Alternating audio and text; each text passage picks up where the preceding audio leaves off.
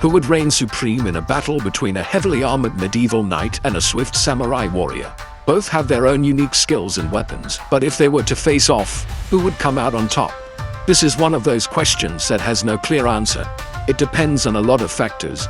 But still, it's always fun to speculate and explore the possibilities. Hey everyone, welcome back to the Nightforge. But before we continue, remember to give us a thumbs up.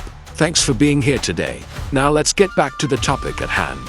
A knight's heavy armor may seem impenetrable, but could it stand up against the precision and power of a katana slash? Let's take a closer look at both warriors and their weapons to see how this epic battle might unfold. First, let's talk about the samurai.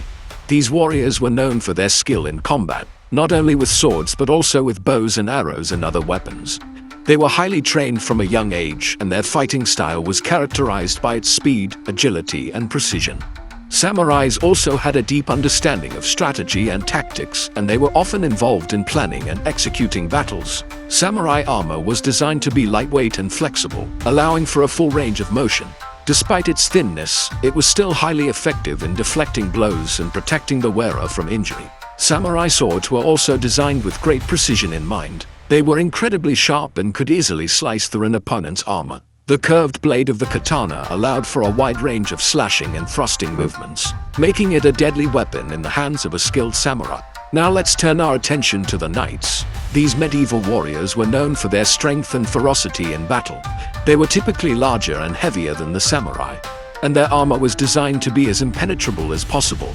Knights wore heavy breastplates and helmets that were often decorated with their family's crest.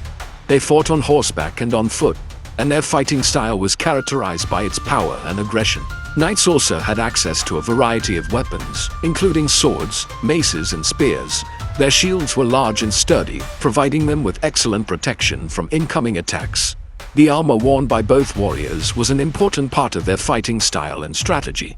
Samurai armor was designed for flexibility and mobility, while knightly armor was designed for maximum protection.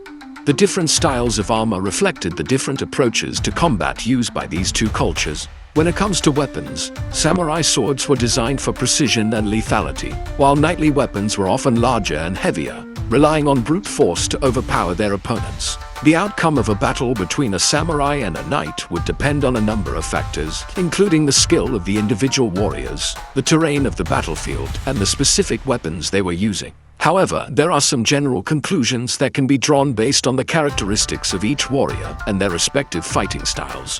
Overall, the samurai's agility and precision with his sword may prove to be too much for the knight to handle.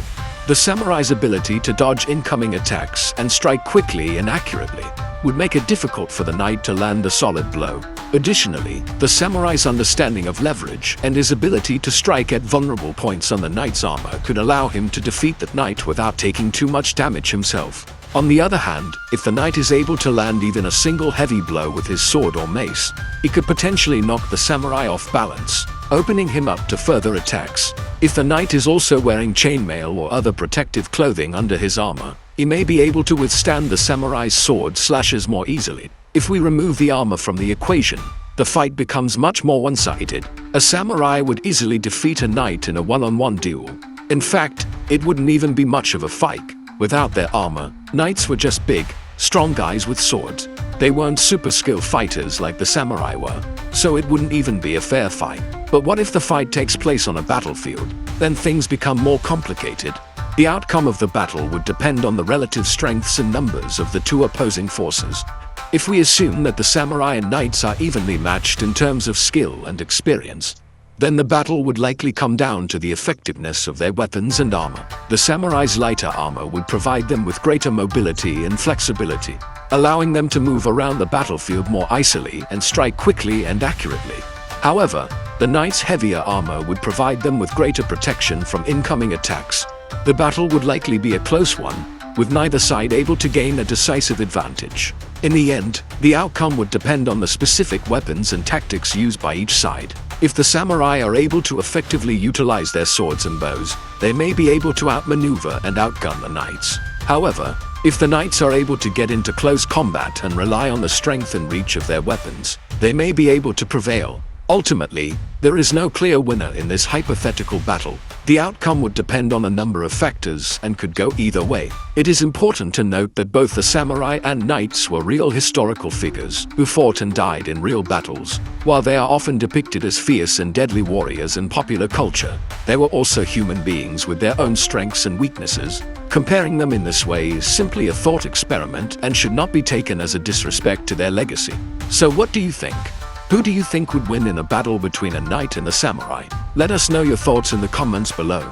And don't forget to like this video for more epic showdowns. What if we pit a samurai against another skilled warrior, like a Viking? Which one of them would come out on top in a one-on-one duel? Well, that all depends on their fighting styles and weaponry. Vikings were fierce warriors known for their strength and ferocity in battle. They were typically larger than the average samurai, and their fighting style was characterized by its raw power and aggression. Vikings also had access to a variety of weapons, including axes, swords, and spears. They were particularly skilled in the use of the axe, which they wielded with great force and precision. On the other hand, samurai were highly trained warriors whose fighting style was characterized by its speed, agility, and precision. They were typically smaller and more nimble than the Vikings, and they relied on their skill and technique to defeat their opponents.